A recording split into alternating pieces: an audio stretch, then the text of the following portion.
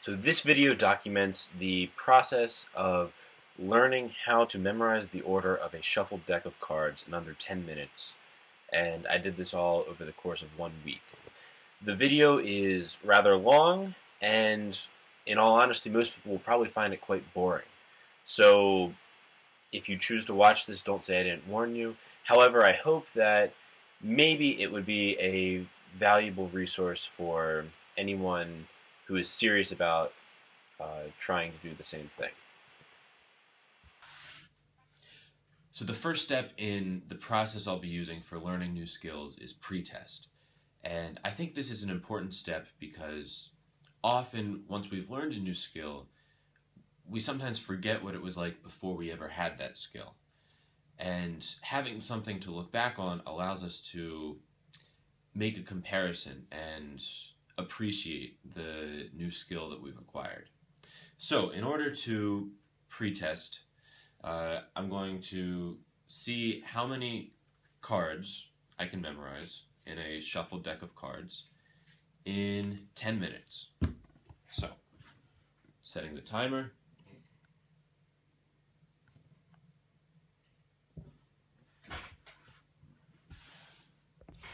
So, let's see how I did. Jack of diamonds, 5 of diamonds, 6 of diamonds, 3 of spades, Queen of hearts, Ace of hearts, 2 of hearts, 4 of diamonds, 6 of clubs, 6 of spades, 7 of spades, 7 of diamonds,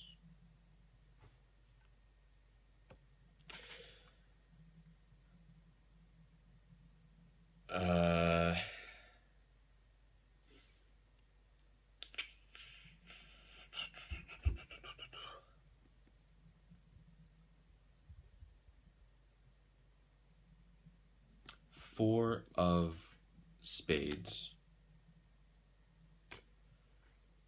10 of clubs, 2 of spades. So, in 10 minutes, I memorized 1, 2, 3, 4, 5, 6, 7, 8, 9, 10, 11, 12, 13, 14. I memorized the order of 15 cards with one of them incorrectly. So, that's where I'm starting. The second step in the process I'll be using to acquire new skills in a short amount of time is research. And during this stage, I'm going to limit myself to exactly 60 minutes of research. The reason for that is I want to avoid using research as a means of procrastination, where studying and practicing should be where I'm spending most of my time. Research is obviously necessary, but I think a lot of times, I see this a lot in language learning, people spend so much time researching what's the best way to memorize words when they could just be memorizing words, or they spend time researching what's the best textbook to use when really, any of 20, 30 options would be good, and they should just start now, and they'd make more progress than by finding the absolute best one for them.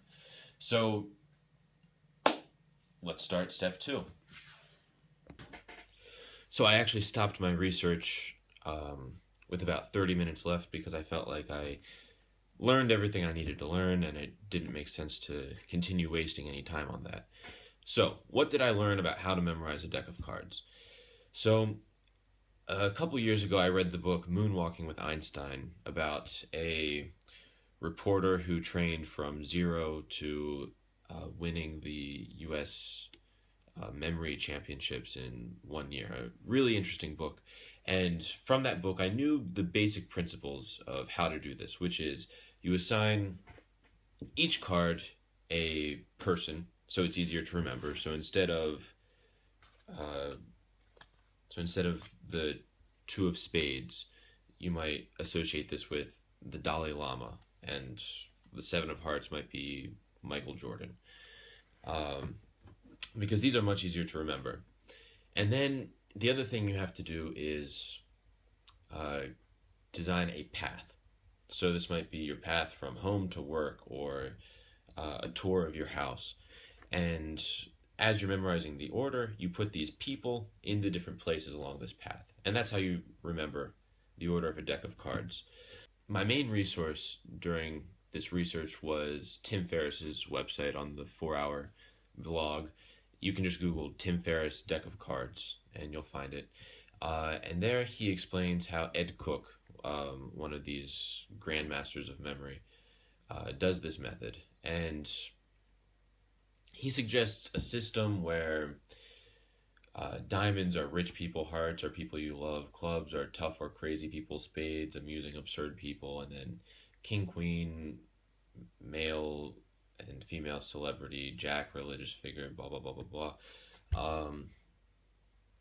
Overall, I like how there's the consistency in, you have each suit representing something, and then you have each number also representing something, and this creates a matrix. However, I don't think exactly how he recommends this will work for me. I'll have to adapt this because I don't love celebrities that much, and the system is very much based on celebrities. Another thing I learned, which I'll have to be careful about, is that they say after you go through memorizing a deck of cards, it will take a couple days to actually forget where you place these characters along this path. So,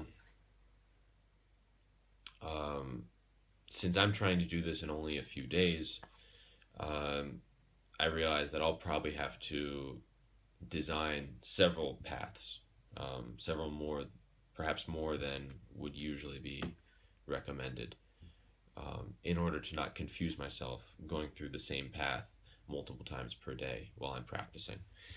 The main thing that I was interested in researching, since I already knew the general system, was what is a realistic amount of time to expect to be able to do this in? What is a good goal for me to set? The title of Grandmaster of Memory can be achieved by someone who, among other things, can memorize the order of a shuffled deck of cards in 45 seconds. The current world record, I believe, is 21.19 seconds. I also found an account from someone who said, when I first started, I was only able to do a full deck in 20 minutes with a few mistakes. After 2 weeks of practice, I was able to get it down to nearly 5 minutes perfect. Now I can do it in 33 seconds. Step 3 in this process, establish a goal. Establish a specific, measurable, and time-bounded goal so that I can know definitively whether or not I achieved success. So, my goal, in 1 week, that is by the end of the day on Wednesday, I want to memorize the order of a shuffled deck of cards with 100% accuracy in 10 minutes or less. Step 4, create stakes. Put myself in a situation where I lose something if I don't achieve my goal. Combining the external motivation of losing something with the internal motivation of learning a new skill will ensure that I succeed.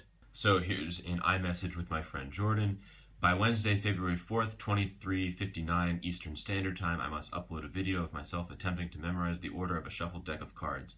Failure to upload a video will result in a $500 fine. Failure to memorize a deck of cards with 100% accuracy in under 10 minutes will result in a $200 fine. Deal? He says, deal. I now have stakes. Step 5, make a plan. Work backwards from my end goal and determine what milestones I need to reach along the way. Break down the enormous task of learning to memorize the order of a deck of cards into smaller chunks that can be tackled individually rather than being overwhelmed by the larger project. So this step took me 20 minutes to do. I started here on paper, breaking it down into the different steps. You see, create names for each of the 52 cards. I've assigned this 1.5 hours, memorize the names. I think I can do this in maybe 5 blocks of 10 minutes.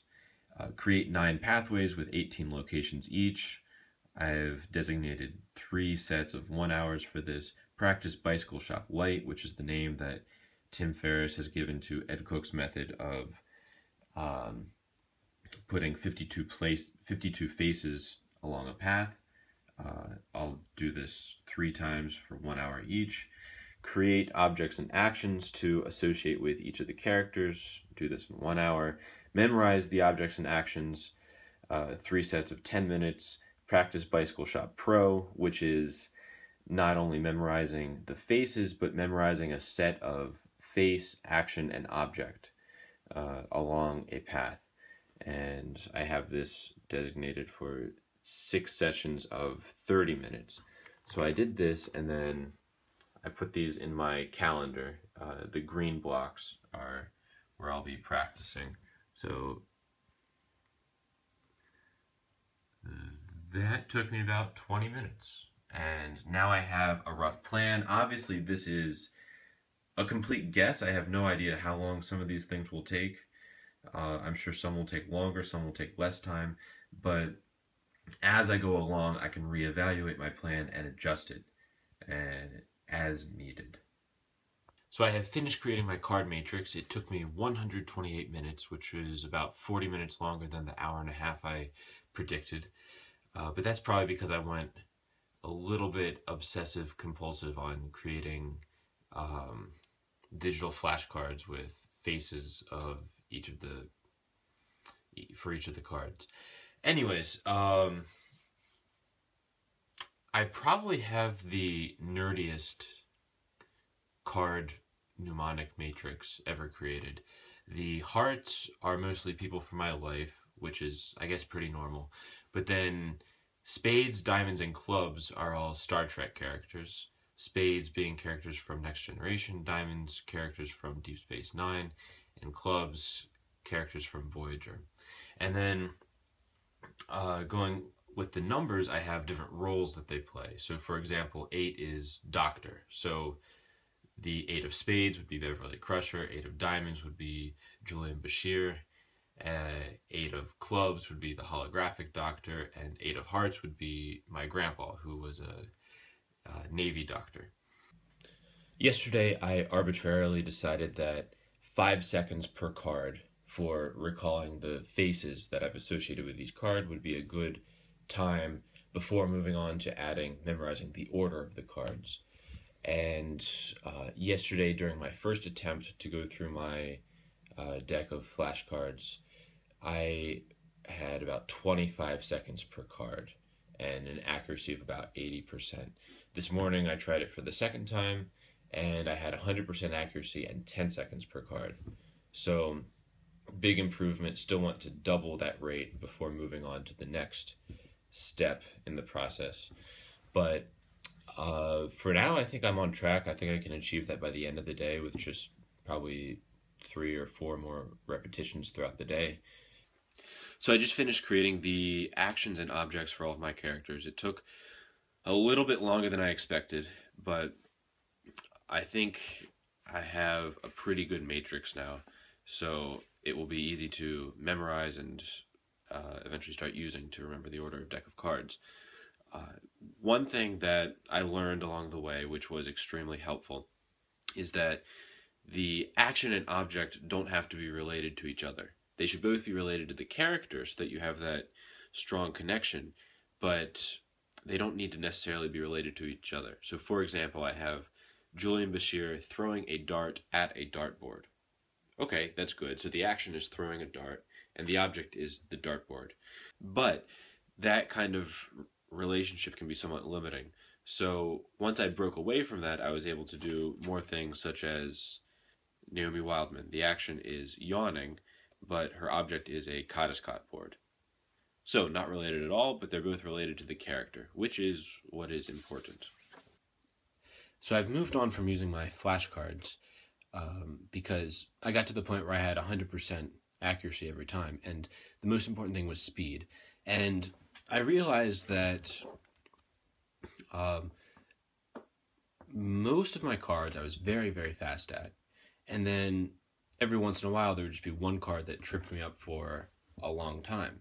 So I decided that the best way to train this would be with a metronome. So I put a metronome on at so many beats per minute, and I have to flip a card every 4 beats. And if I can't remember the association that I created for that card within those 4 beats, I put it in a separate deck, in a separate pile. And then at the end, I record here in my spreadsheet. So I record how many beats per minute and how many wrong I got. So my goal is 5 or less. So if I can go through a whole deck at X beats per minute and be able to recall all of them in 4 beats, with the exception of 5 or less, then I feel that I can move on to the next speed and push myself further. If I have more than 5, then I continue practicing at that tempo. However, I also think it's important to review the cards that you weren't able to get. So what I do then is, let's say, like this time I have these 5 cards incorrect. So I'll add 5 random cards that I remembered correctly, just so that there's more variety. And then I will practice these cards maybe 4 or 5 times, each time taking the tempo up dramatically faster, maybe 10 beats. So if I was practicing at 86 beats per minute, I will go through this deck first at 86. Once I can do that correctly, I'll go through it at 96, then 106, and then maybe 116.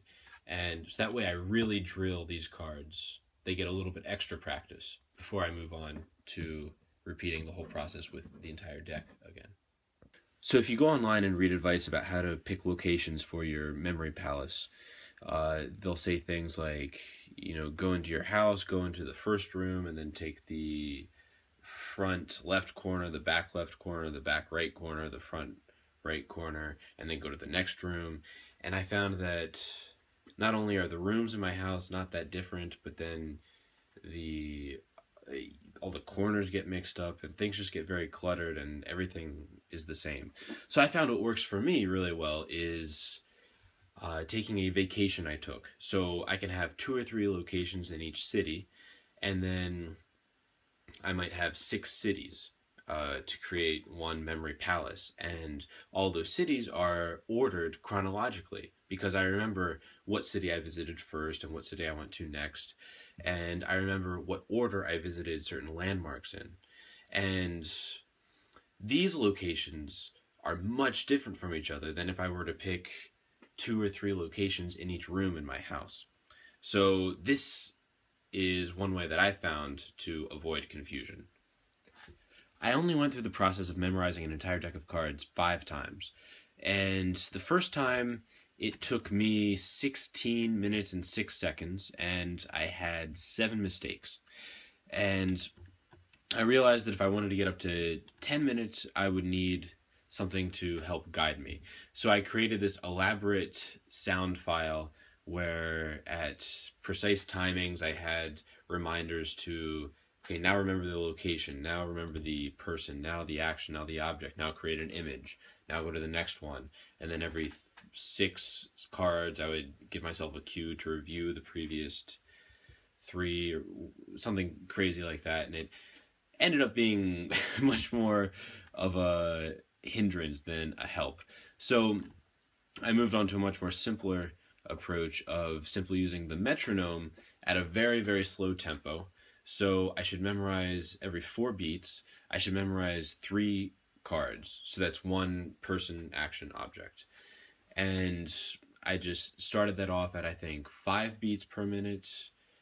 And then the next time I memorized a set of cards, I moved up to 6 beats per minute, 7 beats per minute, and then finally 8 beats per minute allowed me for 2 measures extra, and I would still be under 10 minutes. And using the metronome to pace myself that way worked out pretty well.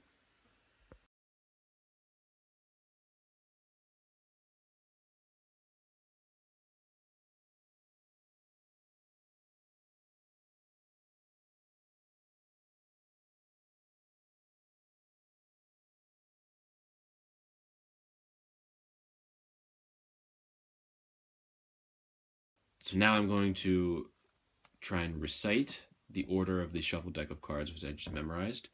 And although it may make me sound a little bit crazy, I'm going to also verbally go through the story that I created as I was memorizing it, so you can get a sense of what it's like to use associations to memorize something. So first, at my friend's house in Moscow, we have my grandpa Poppy brushing his teeth with a baby. So Jack of Hearts, 4 of Hearts, 10 of Clubs. Then we go to my other friend's house where Chakotay is grinding chocolate ice cream in a coffee grinder. So King of Clubs.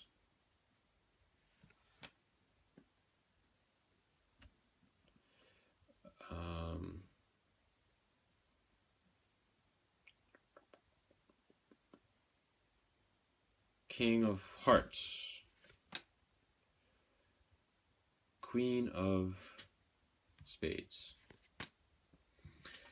And then from there we go to the airport where Roma is examining a roast pig with a magnifying glass. 3 of Hearts. 6 of Spades. 8 of Hearts. Then we fly to Riga, where on the ferry, Geordie LaForge is suspending a baseball bat with a tractor beam. 9 of Spades. Ace of Spades. Baseball bat. King of Diamonds. Then we go to the cathedral, where Kostya is petting a loom. 5 of Hearts. 7 of Spades. A loom. 7 of Hearts. And then we go to the hostel where Jake Sisko is molding a bat'leth out of clay.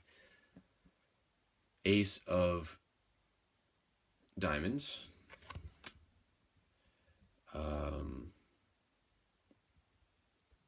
2 of Clubs. Bat'leth. 5 of Spades. Then we go to Poland, and on the border at the truck stop diner, Tom Paris is laughing maniacally at gold-pressed latinum. 5 of Clubs. 6 of Clubs. Gold-pressed latinum. 3 of Diamonds. And then in the woods where I camped, Kess is flirting with a game of Calto. 4 of Clubs, 4 of Spades, Jack of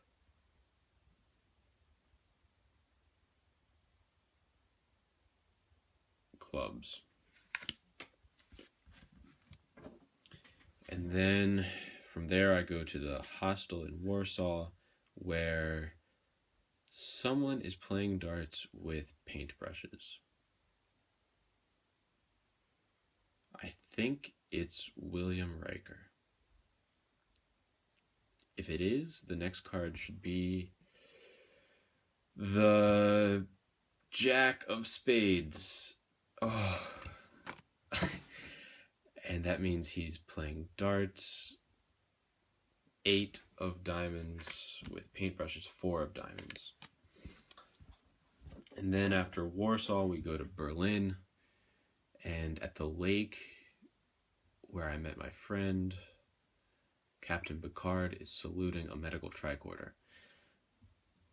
So, King of Spades, saluting Queen of Diamonds.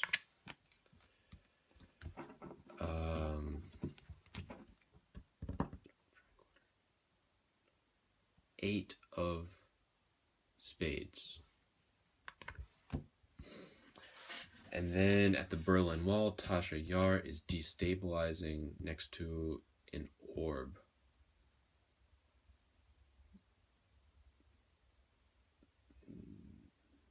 Tasha Yar. 10 of Spades, destabilizing. 8 of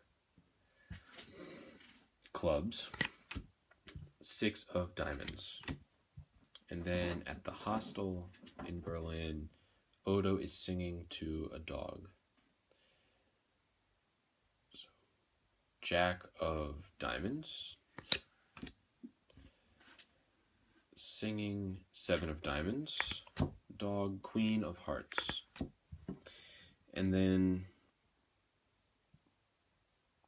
from Berlin we go to Bonn.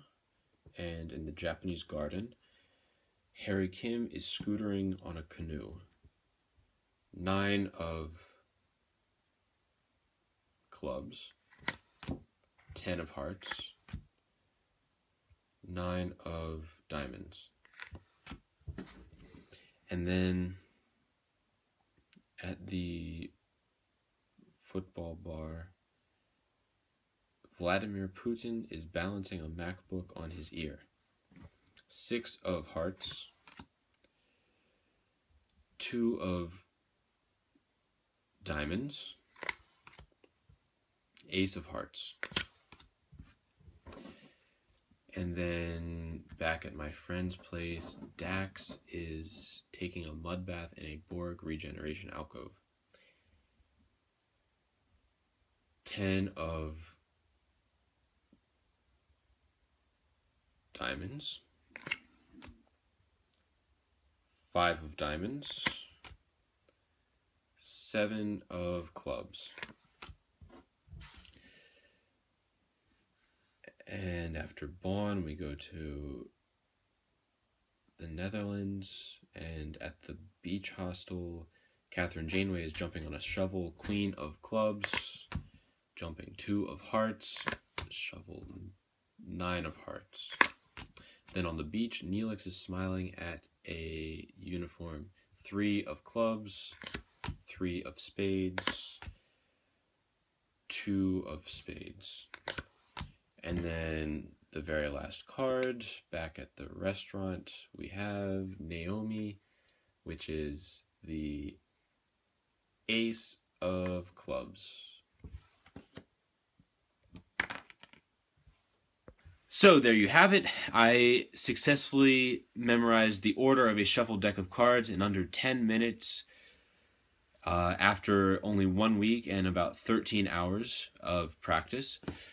If you used any of the tips in this video to learn how to memorize a shuffled deck of cards, please let me know. I'd be very interested in hearing. If you have any of your own suggestions, I'd be very interested to hear, because this is something that I will continue to work on, although not with as much intensity as I have over the past week, but I'll continue to practice a few times a week. I'd eventually like to work it down to under a minute, because right now, if you're at a party and you want to show people that you can memorize the order of a shuffled deck of cards, people don't really want to wait around for 10 minutes while you do it. However, if you can do it in a minute, then it's a lot more exciting. So thank you for watching, if you actually made it all the way to the end of this extremely long video. And please let me know what you thought.